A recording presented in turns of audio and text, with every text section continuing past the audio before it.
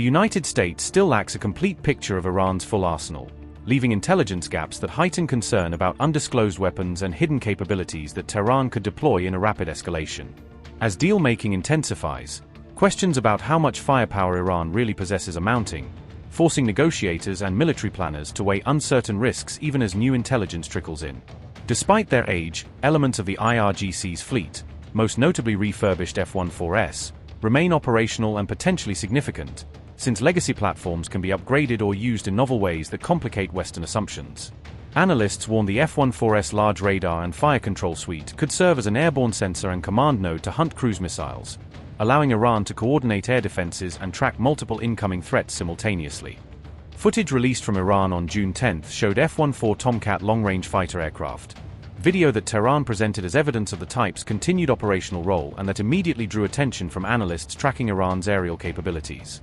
According to Military Watch magazine, the aircraft and the footage landed after completing a mission, a timeline detail that commentators use to infer mission profile, range performance, and the extent to which Iran is flying the type in active operations.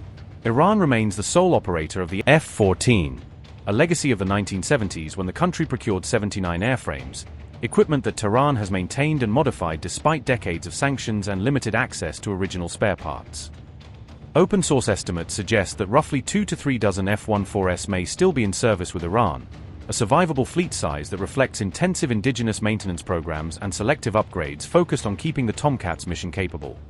The F-14 was among the first fourth-generation fighter types ever exported, a platform that combined long-range interception capability with a heavy radar and weapons loadout designed for fleet defense and area air superiority missions.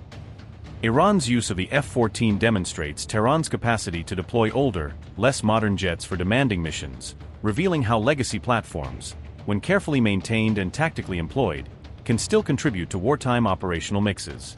While the AN/AWG-9 radar fitted to the F-14 vulnerable to modern jamming techniques, analysts note it can remain effective against certain cruise missile threats and in contested environments when integrated into layered air defense networks.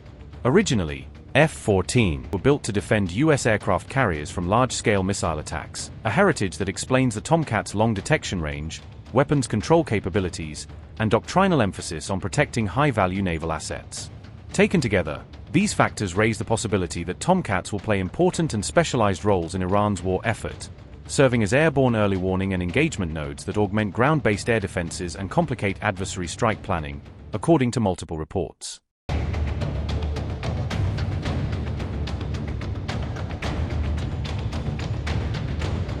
Despite their iconic status and proven track record in past conflicts, F-14 Tomcats are now widely regarded as outmatched in contemporary air-to-air combat against today's stealthy, highly maneuverable, and sensor-fused fighter aircraft that benefit from far more advanced avionics, radars, and missile suites. In a notable shift born of necessity and domestic engineering, Tehran has moved away from relying on the US-designed M54 Phoenix and instead fields its own Fakour 90 long-range missile, a homegrown system intended to restore and extend the F-14's beyond visual range strike capability under Iranian control. Analysts and open-source observers generally assess the Fakour 90 as an evolutionary step beyond the AIM-54, incorporating updated guidance, electronics, and possibly propulsion improvements that aim to refine the original missile's long-range interception concept for modern threats and countermeasures. Iranian defense sources and technical analysts claim that domestic engineers have significantly upgraded the missile's onboard electronics, seekers, and internal systems, which they say improves target discrimination, resistance to jamming, and overall lethality compared with the older Phoenix baseline. Given Iran's limited inventory of modern long-range air-to-air munitions, the Fakour 90 has been elevated in importance and is often described as among the most consequential armaments aboard Tehran's remaining F-14s, because it potentially restores a strategic deterrent and extended engagement envelope to those aging platforms. At the same time, U.S. military planners and public reporting highlight a significant depletion in inventories of cruise missiles and a range of precision munitions, creating operational constraints and forcing difficult prioritization decisions across multiple theaters and contingency plans. Reports suggest that, for Iran, the capacity to use its fighter force, and upgraded long-range missiles like the Fakour 90, to blunt or complicate large-scale strike operations is strategically valuable, offering a cost-effective means of deterrence and a way to impose higher risks and costs on potential adversaries. Parallel to these military and technological developments, diplomatic signals and back-channel reports indicate that negotiators on both the US and Iranian sides are exploring terms that could lead to a formal peace agreement or normalization framework in the near term, a development that would have wide-reaching implications for regional security and the future of such weapons programs. Indragard Marwega Kia.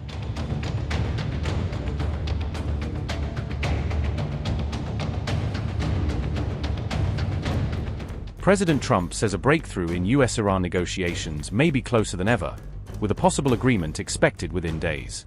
Speaking at the White House, Trump revealed that key documents are being finalized as negotiators work toward a formal deal. Trump insisted that both sides are eager to reach an understanding, describing the current momentum as highly encouraging. Mr. President, on Iran, how confident are you that there will be a signing this weekend? Because you have come close to sealing a deal, but at the last minute it has fallen apart. And it'll be soon, maybe this weekend. And has the Supreme Leader approved this deal, sir? I understand the answer is yes. And when this deal is signed, is the United States going to immediately lift the blockade? Yes, that's true. That's part of the deal. And you'll have oil prices dropping like a rock. But has Iran committed to not pursuing a nuclear weapon, or will there be more negotiations on that down the line? They will not have a nuclear weapon. They've agreed to that. There will be no, which is the whole reason, which is a big part of the reason. Is that going to be in your agreement, sir? They will not only not have, they will not purchase, develop in any way, any shape, in any way, shape, or form a nuclear weapon. They will not have a nuclear weapon. But is this just the concept of that agreement when it comes to nuclear? You said this was just the concept of that agreement. So is this just essentially setting the stage for deeper talks on nuclear? It's a very strong memorandum of understanding. That is a little conceptual, but it's something that's going to get done. And if it doesn't get done for any reason, which I can't imagine that not happening, they want to sign it as much as I do or more. I would say they want to sign it more, maybe a lot more.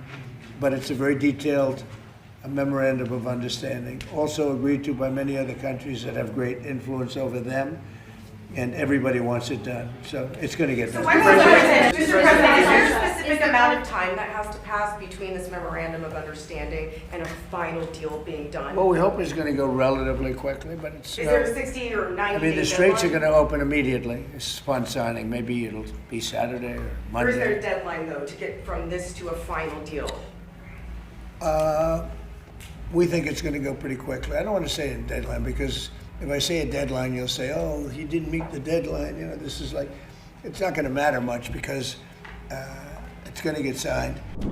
Qatar's leadership has remained actively involved in mediation efforts, holding direct talks with Trump on the proposed agreement. According to Qatar, the framework emerging from negotiations has received broad backing from the key stakeholders involved. Doha praised ongoing diplomatic efforts, expressing hope that a deal could help bring stability back to the region.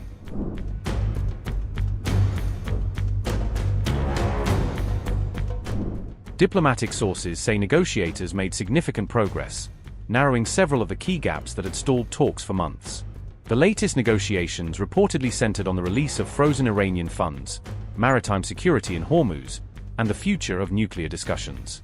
Officials familiar with the talks say Qatar's mediation helped produce an agreement in principle, raising hopes of a broader breakthrough. Qatar Emir's office statement read, and I quote, "During the call, the two leaders discussed the close strategic relations between the two countries and ways to support and enhance them in addition to the latest regional and international developments, particularly those related to diplomatic efforts for de-escalation in the region," unquote. Despite progress in negotiations, reports suggest the proposed agreement cannot move forward without final approval from Iran's highest leadership. Sources say Iran's leadership is carefully reviewing the terms of the understanding before deciding whether to formally endorse the deal.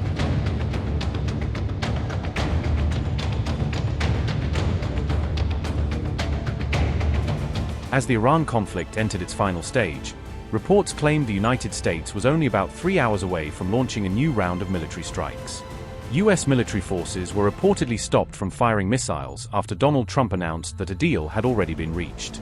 At the time, American forces had already received formal orders to carry out strike operations later that same evening.